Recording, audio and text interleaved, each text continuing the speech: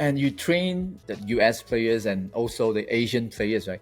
Do you see any difference like between two, like the culture or the players' mindset and stuff like that? In players in Asia, I think what's challenging for them is that when they grow up, coaches and authority figures have a lot of power, and you're always taught to follow instructions and obey, which is not bad.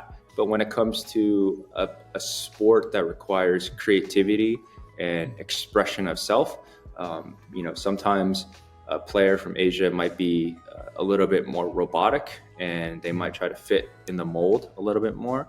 That doesn't mean it doesn't happen in the US or other European countries, because it does happen. There's plenty of players in the US that are robotic, that just listen to coach and are uncreative, right? And there's plenty of players in Asia that are creative and whatnot and are able to problem solve. So I don't want to say, a blanket statement, but I just think the way maybe the basketball system is designed, in Asia, players just tend to be a little bit less adaptable and a little bit less creative.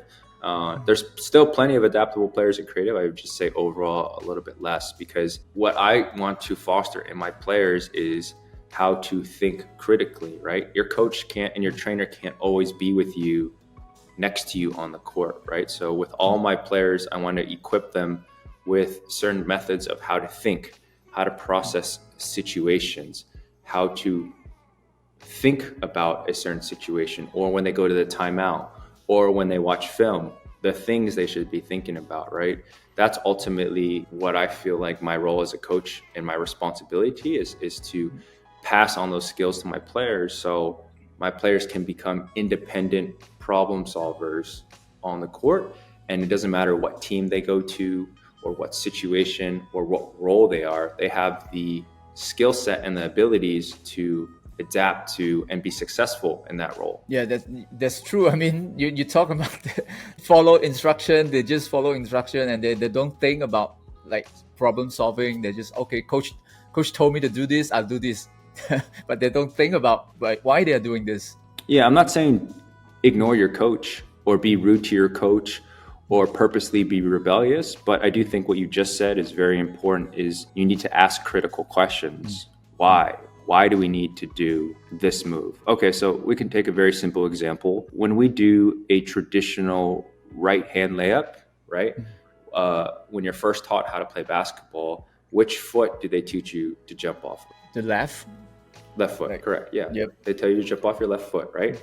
And that is deemed as fundamental, correct? Yep. But whenever you go to Nike All Asia camp or some elite camp, or you go somewhere else, or you work with a pro player, but one of the things they always teach you is same side, same foot layup. So they teach you right hand layup, jump off your right foot, right? And they say this is like a more advanced layup. But I would argue both layups are fundamental in the sense that situation dictates tactics. Why is jumping off the left foot any more fundamental than jumping off the right foot? They're both layups. How can we say one is wrong?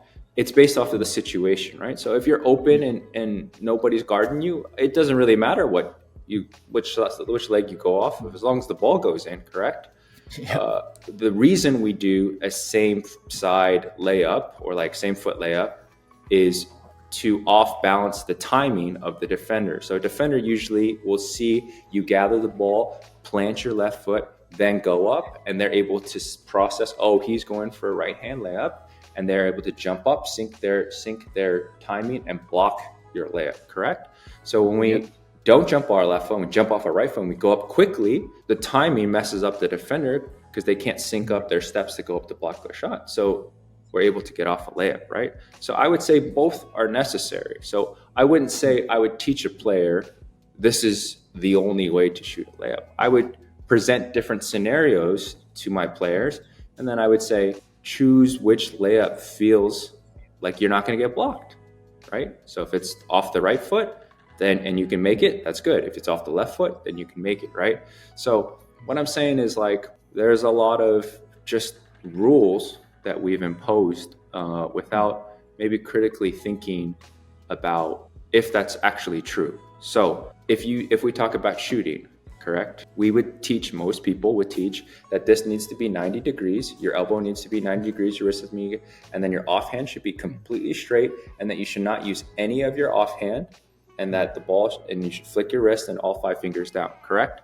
And that Yep. we would say that that is a textbook perfect shot. So if that is a perfect shot, then why do when we watch, if I took Steph Curry's shot, Klay Thompson's shot, Ray Allen's shot, Reggie Miller's shot, they all look slightly different. Steph Curry and Kyrie both have a little bit of thumb flick on their shot. So does Ray Allen, one of the best shooters of all time. Reggie Miller has another different type of shot, Yep. right? Klay Thompson's shot is much more pure, right? So what my point is that instead of saying that this is the only way to shoot, we have to understand that there's some invariant qualities that we want. Invariant means that it must be true, right? The ball must go straight. The ball must go at a certain arc. We must release it before it gets blocked, right? But maybe how it exactly looks, whether it's slightly here, whether there's efficient energy transfer, whether there's a little bit of thumb, but if we use the thumb but the ball still goes straight, then is that wrong?